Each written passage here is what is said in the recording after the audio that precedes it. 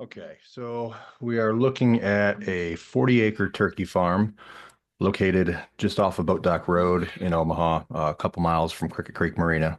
So, just to give it a little perspective here, this is Boat Dock Road, Highway 14. This is the wedding barn right here, and then this is the property itself. So it's directly across the street from the Bates Market, where you access the property. There's a driveway easement that takes you back to it. So this is part of a larger tract that's been broken apart over the years, owned by the Blevins family. So currently there's a 30-foot wide road easement that takes you back to the beginning of the property. That's how you gain access. It's currently off the market. It was listed for several years through a land broker, but they are willing to sell. 329 is their asking price. It is, like I said, 40 acres of property. It's got two existing turkey houses on it, up at the top of the hill, and this is the beginning of the property itself. So you come down the driveway easement, and then here's the actual access gate onto the property. It does have a really pretty approach. So as you kind of come through, it winds around and then goes up to the top of the hill, and it takes you past a little pond, and there's some rock features. Um, so it is, I think if it was cleaned up and manicured, it would be a real nice, pretty approach to the property.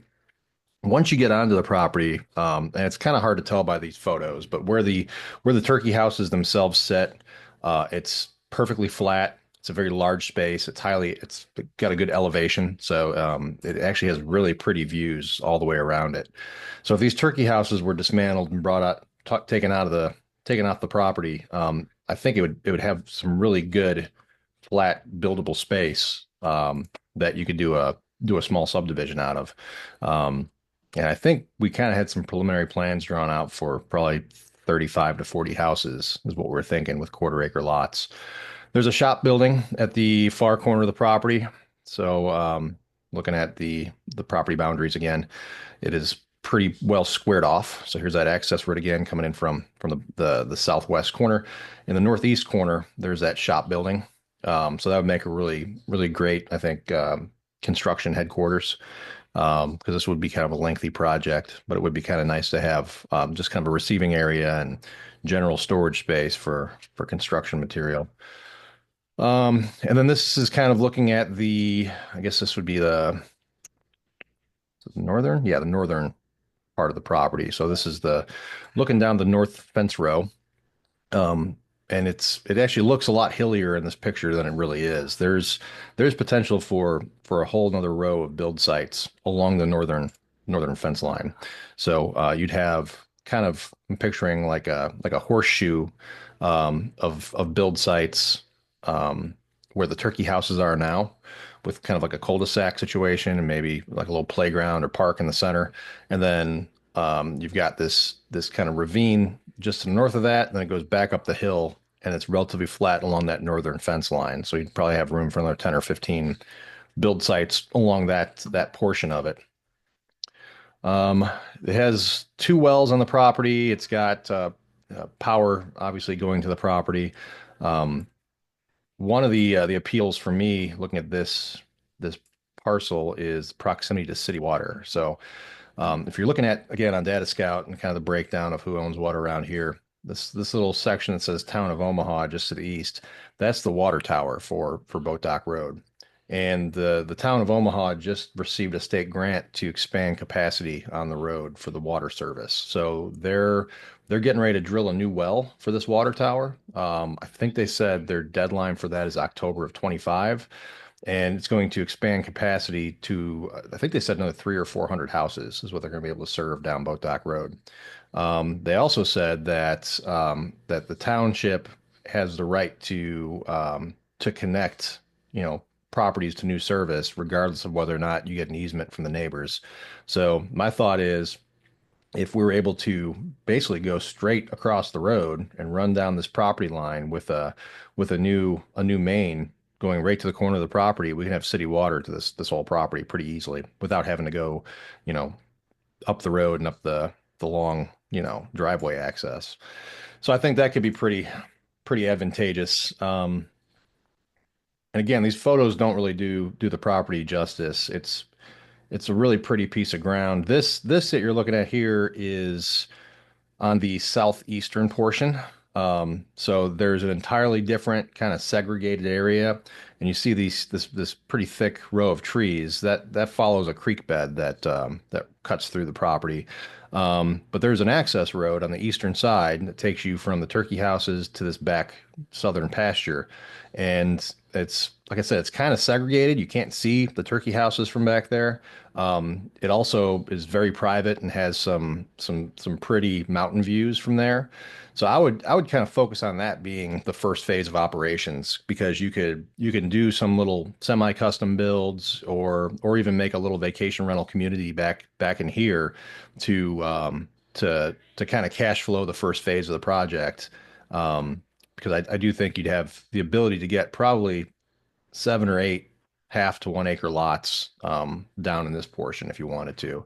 So if you did the first phase of the subdivision, private well, private septic, or even get the city water on site and then do private septic, um, I think I think the market value for each of those lots would be somewhere between, probably 60 and $80,000 per lot, depending on how they laid out.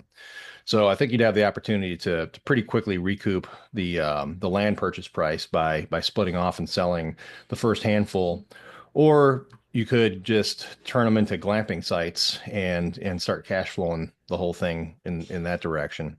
So a few different options there.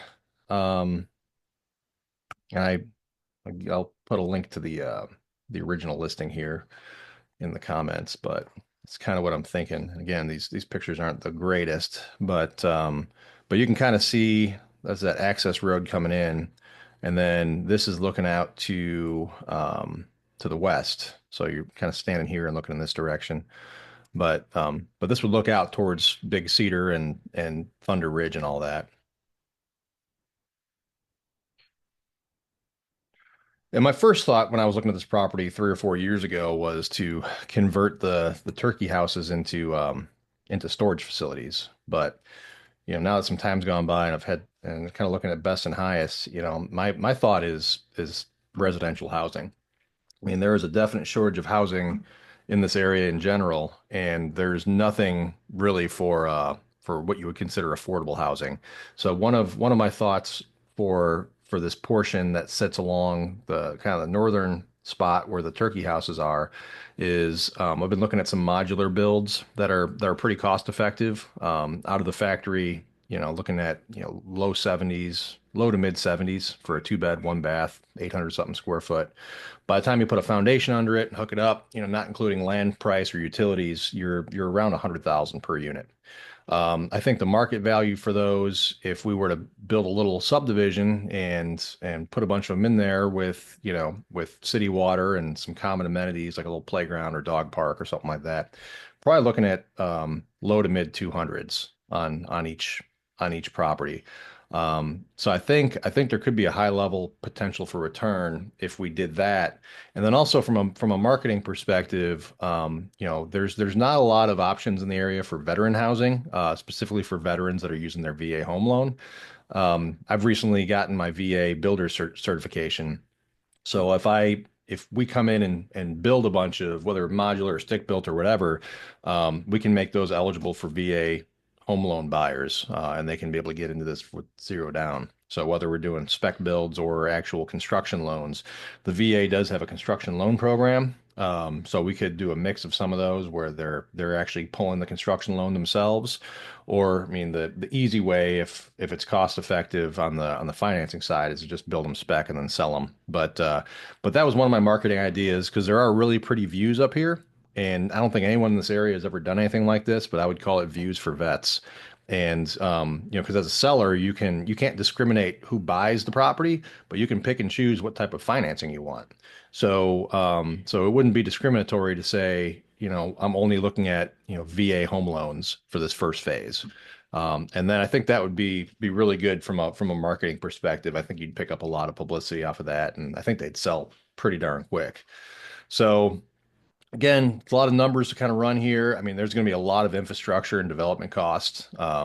It's going to need a waste treatment plant to be able to fit the number of houses that we want back there.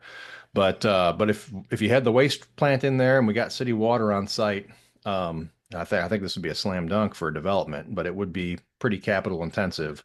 And again, I think the way to offset that would be to do kind of a multi-phase development and have the first phase being either, semi-custom estate lots, or you could do a vacation rental development and let that more or less cash flow, the initial phases of the subdivision formation, because you don't necessarily need to put the waste plan in before we start building, but we need to get the plan in place and get the submittal to the state for the subdivision review.